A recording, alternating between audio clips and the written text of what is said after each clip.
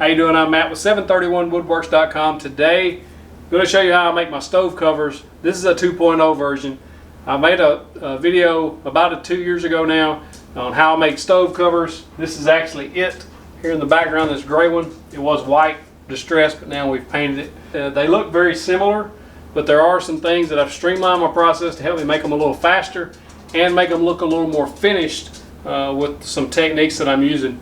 Let me show you how I do that. Let's get started. If you don't want to build your own, we sell these custom made for your stove or your oven or your range. If you want to check the link in the description below to our Etsy store, click on there. There's a variety of colors that you can see. Even if you don't want to buy one from us, you can see what different colors look like on this stove, this setup, on a stainless setup. So check that out. So the first thing when I'm building my stove covers I like to do is make my handles. So I build my handles out of 1x4s. This is just a common 1x4 spruce. You can buy this at your home store. I usually get them in 10-foot lengths. You get them whatever length you want. If you're building one stove cover, you only need one 8-foot 1x4. This is a one that I had for a while that actually it was split on the end. And so I wind up just using it as a template. And so if you see the shape of it, it just kind of, that's the shape of it is, it's about 1.25 inches, about 1.25 inches there at the end. The length is going to be whatever length your stove cover is. So what I like to do is measure from the back of the stove cover to the front, or the back of the stove top to the front, and then that gives me my length. Take into consideration a lot of stoves on the back will have a little rounded edge, and so I always go to the front side of that rounded edge. And usually 20 to 22 inches deep is how deep your stove cover will be. And then this hole is actually 1.5 inches this way by 3 inches this way. So we'll get into that before I drill the holes. First I'm going to cut the handles to length before I even cut the shape in there, and I just do that with my miter saw. So for this one I'm just making it 20 3/4 inches long for my handles.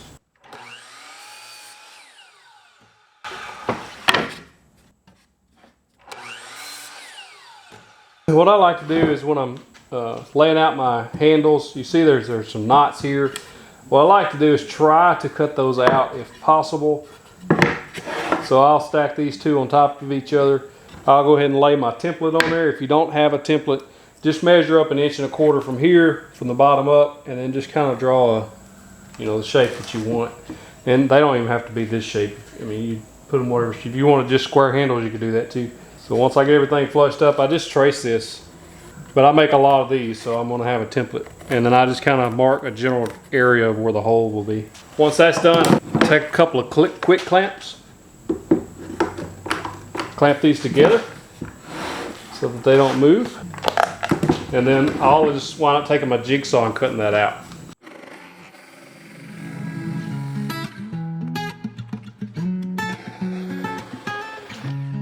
These are drops, you just throw those away. All right, so to drill the hole, I use an 1.5 inch Forstner bit. These bits, they're not that expensive. I'll drop a link in the description below to this bit. This is a Freud bit, so it's a nice bit. It cuts a nice smooth hole. You can use a hole saw bit if you have one. The bad thing about these is they kind of tear things out. And it kind of makes everything kind of ugly. So I like to use the Forstner bit. I always put something down under my handle so that it doesn't blow out, because if you just drill straight down, it has a tendency to tear out. I just like to line up the top and bottom of the hole with the back side so that I know where I'm at, and drill straight down through both. Nice clean hole, straight through both. I'll take my combination square and just line up the top, because this hole, the template I've got, the hole's off a little bit. So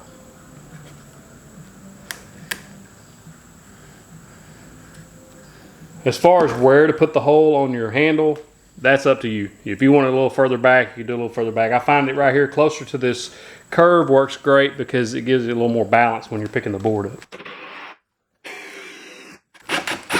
Now I found, after drilling the hole, and I'll connect the dots separately. So let's take my jigsaw.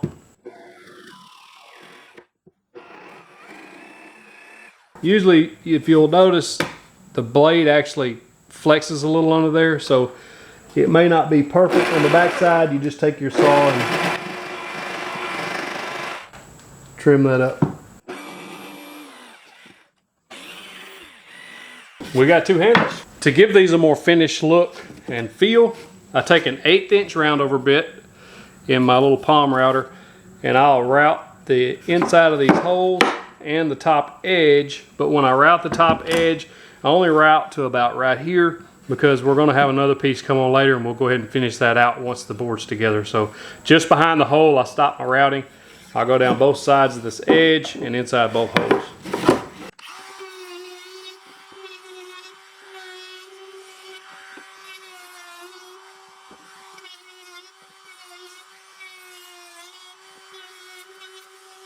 So this is just a common 1x6 spruce, what they call appearance grade or paint grade. So it's already pretty smooth. I'll go ahead and sand it down later, but first thing I do is I'll square this end of this board up. My board that I'm building is going to be 28 inches long or wide. It's 28 inches wide. So what I do is I measure 28, and these handles are 3/4 inches thick, so you have to allow for that. So each side is 3/4, so that's 1.5 inches total, so I take off 1.5 inches. So 28 minus 1.5 inches is going to be 26.5, and then I add 1/4 because I'm going to trim that later. That's important. So whatever your length is minus, or whatever your width is, minus 1.5 inches, and then add 1/4 to your measurement. So mine is actually going to be 26 3/4 wide. So I'm going to cut 4 boards 26 3/4. If you're building a stove cover anywhere between 18 inches and 22 inches, 22.5 inches, you can use 4 1x6s and then cut them down to size. That's what I do. I'll set the first board that I measured on top, flush that end up, and then all you have to do is bring your saw down, bump this up to the blade, as long as this stays flush, and then move it out of the way. That's going to give you your cut every time.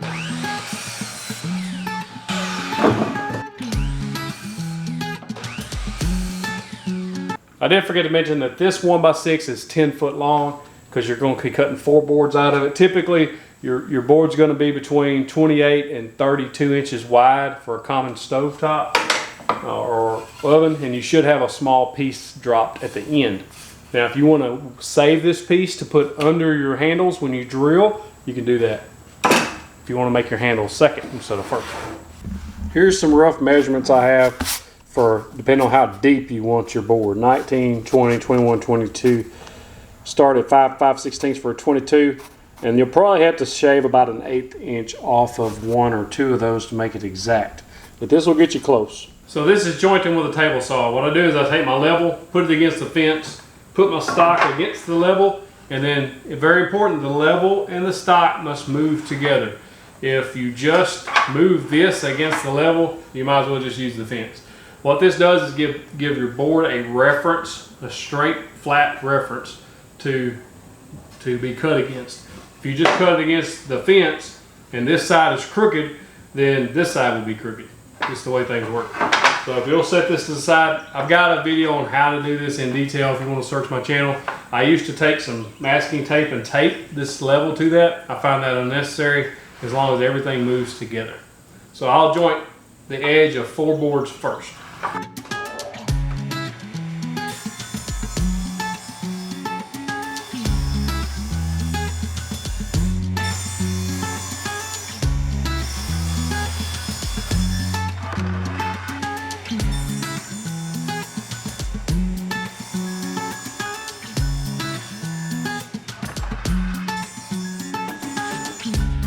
So now that that's done, I take the side that I just cut, the fresh cut side. This will go against the fence depending on how deep you want your stove cover or your noodle board. That's how deep you're going to set your fence. So mine I'm going to set at, it's going to be 20 3/4, so I'm going to set it at 5 1/16 to start with, and then we'll adjust from there, because this is a size that I don't normally build in fractions of an inch. Usually it's to the inch. But for 21, about 5 1/16 will get you very close, and then you may have to shave 1/8 inch off of 1 or 2. Again, flat side or the cut side against this fence, and then we'll run all 4 of these through.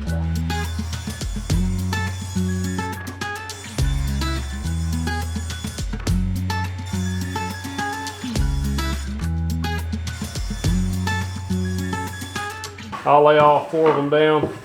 You can see jointing with that table saw gives you nice tight seams. I'll let them all 4 out and we'll see how close I am. Should be a little deep, so I'm gonna have to trim some off. We're looking for 20 3/4, which means this total length should be 20 inches because I got a 3/4 inch board that goes on the very back. So I'm about a little over 1/4 of an inch too much. So what I'm gonna do is I'm just gonna restack these and trim off a little bit off of each one, maybe a 1/16 or so, and then we'll see where we're at.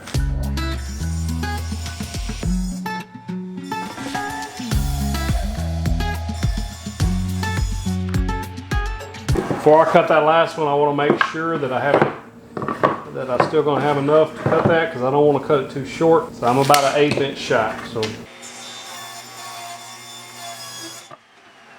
that is 20 inches on the dot. So that should be perfect. So now this is the bottom side of our board. So I check, look, and see, make sure that I want which side I want to be the top and which side I want to be the bottom. I like the way those look on the other side, so I'm gonna make that my top, this side my bottom.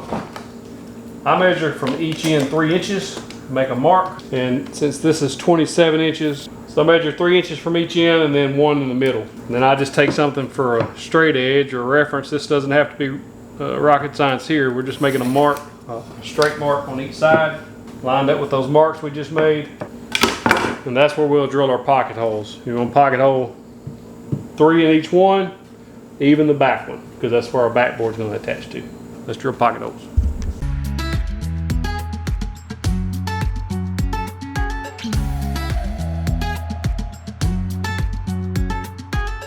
You can see I'm just lining up that mark that I made with any of these 3 holes, as long as that mark is lined up with that hole. Set this on 3/4 of an inch. Set your bit on 3/4.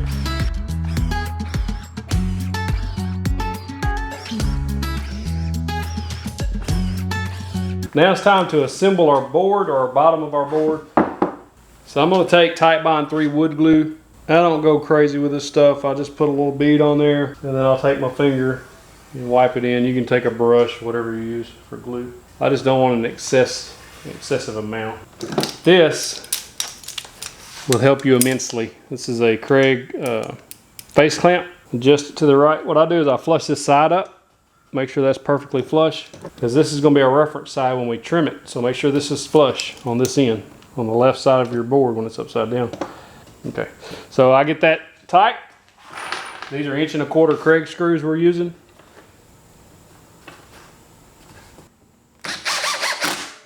Don't overdrive these. This is a soft wood. You'll overdrive them if you're not careful. Face clamp that other side. In the middle, if you push down on the backboard a little bit and just get just a little bit of a lip, this side more proud than this side sticking up further than this side, it'll help keep everything flush.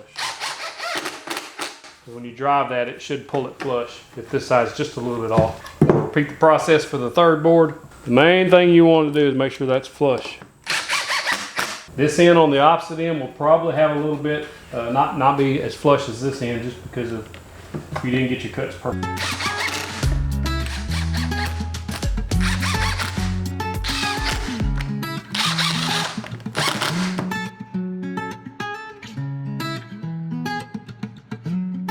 With the side that we made sure to keep flush, that's going to go against your fence. All we're doing is squaring these edges up so that everything's nice and square. What I like to do is I'll move the fence until it takes 1 blade width off of this side. Push this through gently. Make sure everything stays flushed against the fence.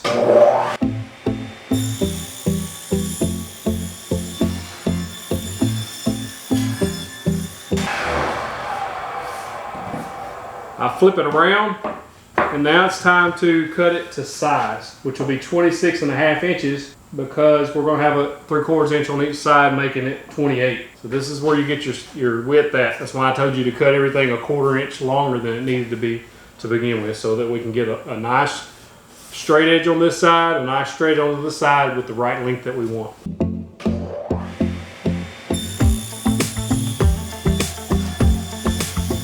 So now that that's done, it's time to sand both the board, bottom side and top side, as well as the handles. And the way I sand the handles, I'll sand them, everything goes with a 120 grit. I don't sand anything more than that. 120 grit, and then for the inside of that hole, I'll take a piece of scrap 120 that's a little used and just sand the inside by hand. I'll time lapse that for you. But the main thing is you're just going to sand everything nice and smooth. On the top side of this, if anything's a little proud, you'll sand those flat so that you don't have anything sticking up. And once those are sanded, both those are sanded, we'll be able to put this board together. Oh, if you don't have any bench cookies, I highly suggest them because they got rubber on each side and they hold your stock or your material up off your bench. But the main thing is it doesn't let it slide. So if I put one on each corner, you'll see that everything that'll line up. You'll be able to sand everything without it moving around on you and it causing any issues for you.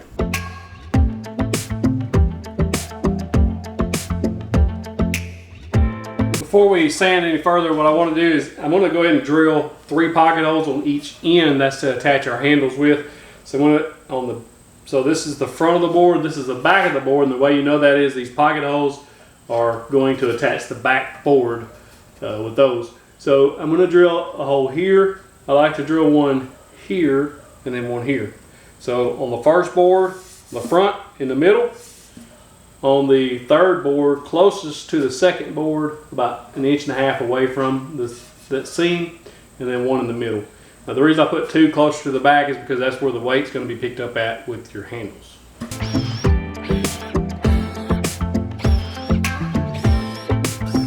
My battery died while I was sanding, but you didn't miss a whole lot.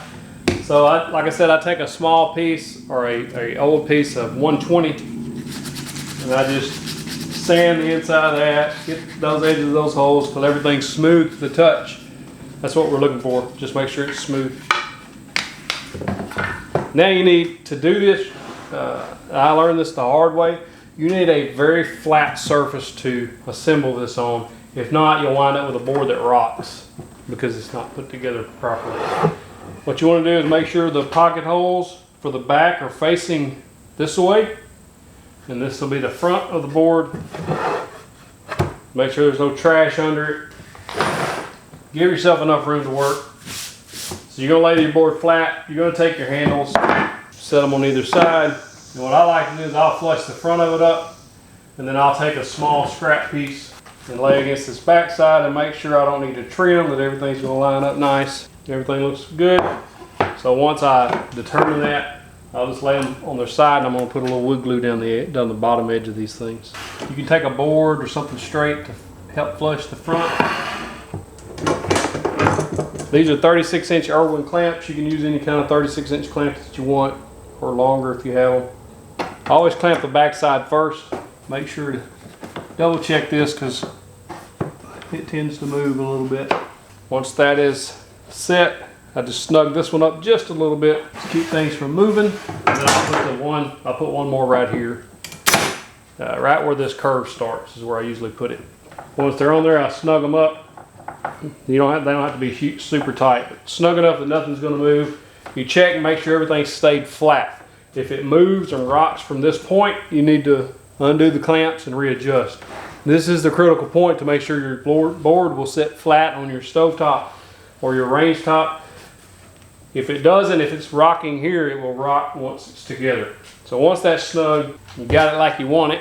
Let me move you around where you can see. We're going to stand it up on its front edge, and we're going to screw from the underside into the sides or your handles here. Again, 1.25 inch pocket screws. Don't overdrive them. Same thing on the other side. One thing to note is don't fret if this isn't perfectly flush here or on that bottom or the front side there. See, it's a little flush, it's flush up here, but it's not down there, it's just a little off. That's okay because everything should sit flat because of how you assemble it to begin with. It'll actually, the board actually rests on the stovetop on the handles and the back side. So that's what you're making sure stays flat, true. We have no rock, we're good. The last piece we have to cut is the back side. I always wait to the last to measure this. It should be, if your board is 28 inches, this should be 26.5, just like this was. So this is just a smidgen longer than 26 and a half, but that's okay. And this should be 27 or 26 and 3/4, and it is. So we're gonna cut a piece that's 26 and a half and get it fit into place. I typically cut this just a little bit long so I can sneak up on it so it fits right. You don't want it so snug that you have to really hammer it in, but you want it snug enough that you're not gonna have gaps. Now once it's cut, don't forget, this piece hasn't been sanded, so we need to go ahead and sand that. So what I like to do is I'll mash on the sides and make sure they're flat. Make sure this is flush with the top. If it's not flush with the top, that's not my main concern. My main concern is that it's flat on the bottom side so that it doesn't create any issues. From here, I like to take a brad nail. If you don't have a brad nail, you can use a finish nail. You just put one on the very top, on the side. What that does is hold this backboard in place. When I flip it over, I'll be able to put my 3 pocket hole screws in there. And that brad nail will just kind of help hold it until I can get these on there.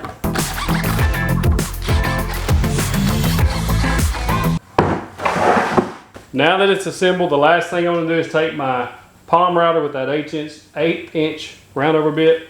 I'm going to round over the edge on the outside into where we stopped, and from the inside to where we stopped. This front edge will get a round over, each corner will get a round over, and then I'll flip it over and do the bottom edge all the way around. That way everything gets a nice round over. We have no sharp edges, and it gives it a nice finished feel.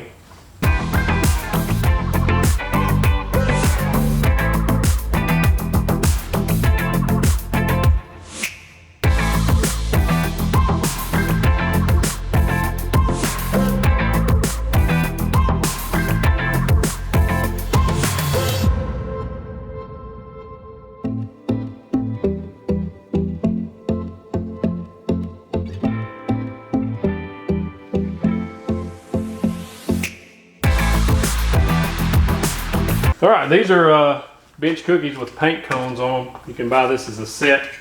They work extremely well to keep your stock up. They come to a point so they don't damage your finish.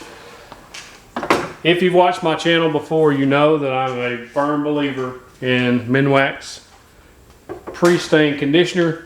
If you don't use it on this spruce especially, it'll come out really blotchy and like really dark looking spots, and it just really doesn't look good. If you use this stuff, it lets the stain, the wood accepts the stain better. I think it just opens the pores up. So this is the Minwax pre-stain conditioner. Like I said, I'll put this on pretty liberally. I put it on the bottom so that everything matches. And if you're painting your wood, you don't have to use this stuff. I'm just hitting the bottom. I'm gonna hit the back side of it. And this is the old cut-up t-shirt I use. You can use the shop rags, whatever you want. After I get the bottom, then I'll start putting it on this top side. And like I said, it doesn't have to be pooled up on there, but you want to use it enough that you see the color change in the wood when it goes on. That way you can also see where you put it and where you haven't. I do put it on the inside of those handles as well. And once this is on, I'll let it set for at least 30 minutes. No more than 45 minutes or an hour. I don't want to set longer than that. But at least 30 minutes, I found that to be about the minimum time. You can let it set before the stain doesn't actually. If I put it on immediately after, it doesn't seems to me like the stain doesn't penetrate as deep. So I like to give this stuff time to work, but you also don't want to leave it on there so long that its effectiveness is gone. This will also, if you kind of hand brush the dust off, this will also take a lot of that dust out of it. All right, we're gonna let that sit for about 30 minutes, then we're gonna stain it.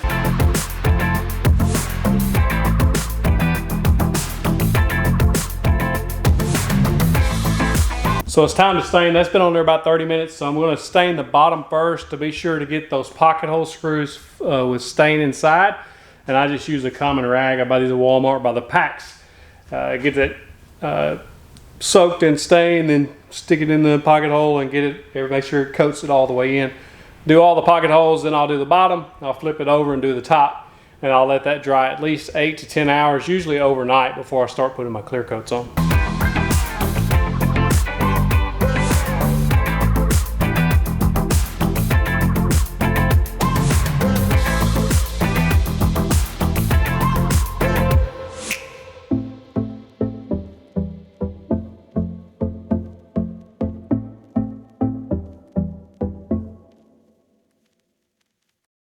So my clear coat of choice is Varathane. It's an ultimate polyurethane. It's a water-based polyurethane. So this is in satin. I'll put a link in the description below to it. This stuff goes on very easy. It doesn't leave any brush strokes, and it dries really fast. So within 30 or 45 minutes, usually you'll be able to put another coat on. I do 3 coats. This isn't the board that I just built because I just stained it, but it is one in English chestnut. Same color, same premise. Let me show you how I put my clear coat on. A good quality brush, $8 to $10. I usually go with Worcester brand. So I brush this on until it's not like pulling up. It's a lot like the pre-stain conditioner. You don't pull it up, but it is wet. And make sure you don't have any runs, because if you have runs, it'll actually dry white and it's hard to get off. But if you put it on without runs, it'll be clear and you won't have any issues at all. I always like to do the back side first, and then I like to get this bottom edge so I can set it back down with my paint cones. You want to make sure you're getting a good even coat. Make sure that you don't leave any spot dry, and also make sure you get inside that handle. Again, make sure you don't have any runs, especially on these corners. You'll see it try to run on you a little bit on those corners. You can just take your finger and wipe that. Inside those handles, I always take my finger and wipe that. It's kind of a milky looking coat when you put it on, but it'll dry clear so long as you don't have any runs or anything pulled up anywhere, which shouldn't be a problem. It flattens itself pretty well. Make sure you get those edges. I used to use General Finishes high performance top coat. It's about $30 a quart and pretty expensive. So I tried this Varathane. It's about $15 or $16 a quart, so half the price, and it works equally as well. I think I don't see any difference at all in the outcome of the finish. This will just seal your stain. It gives it protection, and it just gives it a nice satin look. I'm not doing anything special with the brush to make it flatten or do anything extra other than just brush it on in a nice even coat, and make sure that it's all every piece is, or every part of the board is completely covered, and there's no major streaks or pools. It will kind of pull up into the knot holes a little bit. When you brush over it, you'll see it in there. That's fine, don't worry about it. It'll actually soak on in and dry. Just in the corners, on the edges where these boards are joined together, make sure you leave too much excess there. There will be a little bit more there than on the rest of the board. As long as it's not excessive, it'll dry on, so I don't have any problems. All right, we'll let this dry for at least an hour.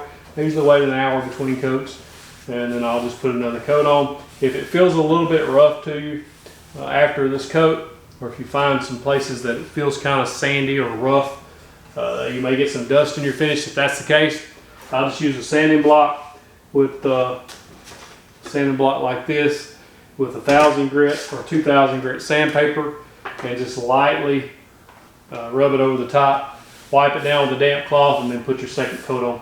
That'll take care of any roughness if you have any. If you don't, just put you another coat on and keep going.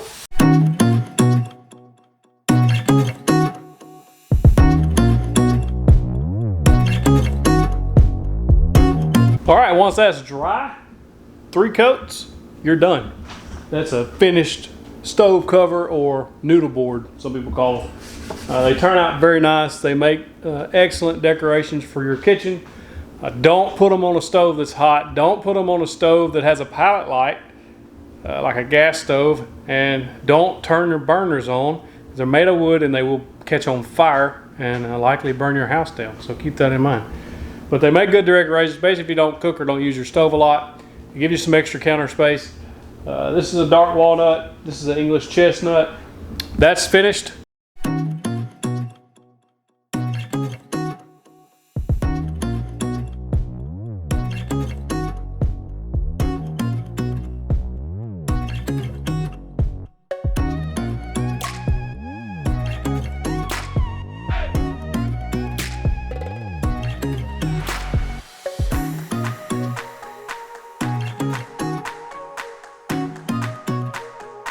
Hey, I appreciate you watching. If you enjoy this video and you want to help boost my channel, click this video right here. That helps me more than you know.